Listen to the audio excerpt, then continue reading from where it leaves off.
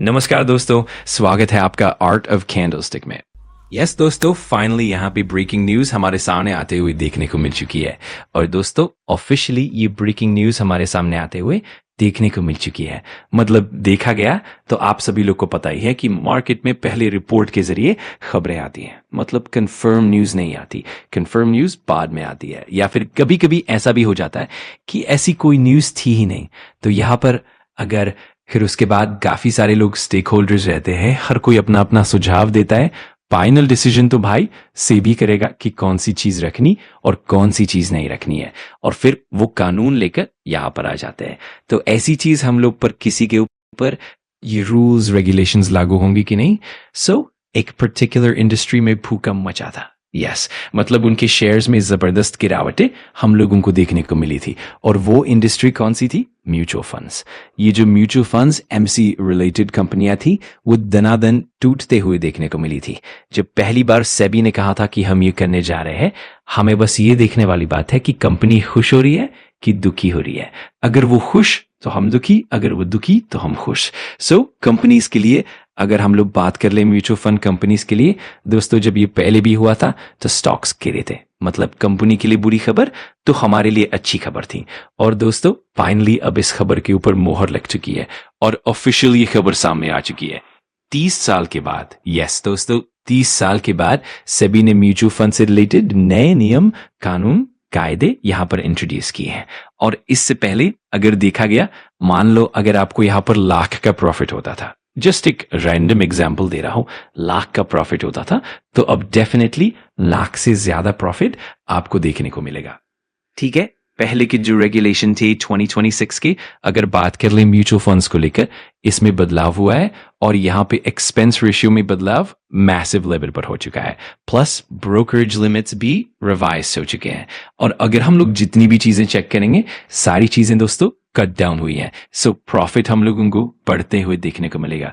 मतलब आप यहाँ पे देख सकते हैं बहुत सारी चीजें, ट्रांसपेरेंसी बढ़ेगी, क्लैरिटी सामने आएगी। जैसे कि आप सबको पता ही है, पहले जब म्यूचुअल फंड्स रिलेटेड चीजें चलती थी, काफी लिमिटेड इन्वेस्टर हुआ करते थे, और अब हर कोई म्यूचुअल फंड में निवेश करता है।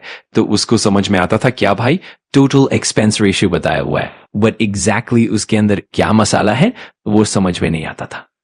मसाला मतलब क्या क्या चीजें, जैसे कि टीईआर में 3 कंपोनेंट होते थे, बीईआर बेस एक्सपेंस रेशियो, फिर ब्रोकरेज भी रहता था, और रेगुलेटरी लेवीज भी। सेबी ने सबसे पहले क्लैरिटी लेकर आए, अभी इन सभी चीजों को अलग अलग कर दिया है। उन्होंने अब एक्सपेंस रेशियो को टीईआर के हिसाब से नहीं, बल्कि पहले आपको बीईआर दिखेगा, बेस एक्सपेंस रेशियो आपको देखने को मिलेगा। और जो भी स्टैट्यूटरी और रेगुलेटरी चीजें होती थी, STT, GST, stamp duty, SEBI के फीस, एक्सचेंज के फीस, ये सारी चीजें अब अलग से प्रॉपरली देखने को मिलेंगी। इसमें कोई मिक्सअप नहीं रहेगा। फिर अगर हम लोग बात करें दोस्तों, तो ये तो प्रेजेंटेशन की बात हुई। अब आते हैं एक्सपेंस रेशियो की लिमिट्स पर। इसमें बहुत बड़ा रिवीजन किया गया है, और अगर मैं एक लाइन में आपको बताऊं तो आपको अलग अलग फंड्स के हिसाब से अलग अलग एक्सपेंस रेशियो देखने को मिलेगी। कम ही एक्सपेंस रेशियो अब इन्होंने किया है। मतलब पहले अगर 1% का चार्ज लगता था, अब 1% से कम करके 0.9 या 0.8 कर दिया है। इसी तरह एज एन इन्वेस्टर हम लोगों के लिए काफी बढ़िया खबर है, जैसे कि आप अलग अलग सेगमेंट में जा सकते हैं, जैसे इंडेक्स फंड, ईटीएफ इत्यादि, और जितना बड़ा अमाउंट इन्वेस्टमेंट होगा उतनी ज्यादा सेविंग मिलेगी। सिमिलरली अगर हम एफओएफ फंड्स की बात करें, तो वहां भी पहले 2.25% तक के चार्ज रहते थे, अब उन्हें 2.10% कर दिया गया है। मतलब जो भी पुराना था उससे नया वाला कम ही होगा। और एक्सपेंस रेशियो की कमाई पहले एएमसी कंपनियों के लिए थी, तो अब कमाई भी कम होगी, और इस तरह फायदा सीधे इन्वेस्टर की जेब में आएगा। तो एक शानदार पॉइंट ये है कि पहले जो 1.25% था, अब उसे 1% कर दिया गया है। अगर आप other than equity oriented scheme की बात करें, तो पहले 8% था, अब उसे 0.80 कर दिया गया है। मतलब लंबी सूची में जो पुराना था उससे नया कम होगा। पहले 8.59 बीपीएस की बात करें, अब वो 6 बीपीएस के हिसाब से नीचे आएगा। पहले अनुमान था कि कुछ जगहों पर बड़ा झटका लगेगा, लेकिन कुछ जगहों पर ये थोड़ा कम होगा। तो इस तरह डेरिवेटिव्स ट्रांजैक्शन की बात करें, अभी जो डेटा था वो कैश मार्केट का था। डेरिवेटिव्स की बात करें तो पहले 3.89 था, अब उसे 2 कर दिया गया है। और इसी के साथ साथ कुछ एडिशनल एक्सपेंस अलाउंस भी देखने को मिलते हैं। Performance linked mutual fund fees की बात करें तो परफॉर्मेंस लिंक का मतलब है कि बेंचमार्क से ज्यादा रिटर्न्स देने पर थोड़ा एक्स्ट्रा चार्ज हो सकता है। तो क्या इसको अप्रूवल मिली? हाँ मिली, लेकिन सर्टेन स्कीम्स के लिए, मतलब कम से कम हरी झंडी तो मिल गई। इसी तरह इन्वेस्टमेंट से रिलेटेड बातें भी हैं। पुराने नियमों के हिसाब से REITs को भी ट्रीट किया जाएगा, तो इसकी डेट भी सामने आ चुकी है। म्यूचुअल फंड भी इसे एज एन इन्वेस्टमेंट लेगा, इसी हिसाब से ट्रीटमेंट मिलेगा। देन नॉमिनीज में भी बदलाव हुए हैं, अब 10 नॉमिनीज तक ऐड कर सकते हैं। स्ट्रेस टेस्टिंग का मैंडेट भी म्यूचुअल फंड ने है।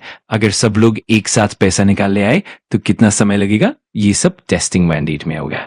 पहले अगर आपको ₹1,00,000 का प्रॉफिट होता था और आपको 95,000 मिलते थे, अब 1,00,000 का प्रॉफिट होगा। खर्चे कम हुए, प्रॉफिट बढ़ा। टैक्स कम किया, प्रॉफिट बढ़ा।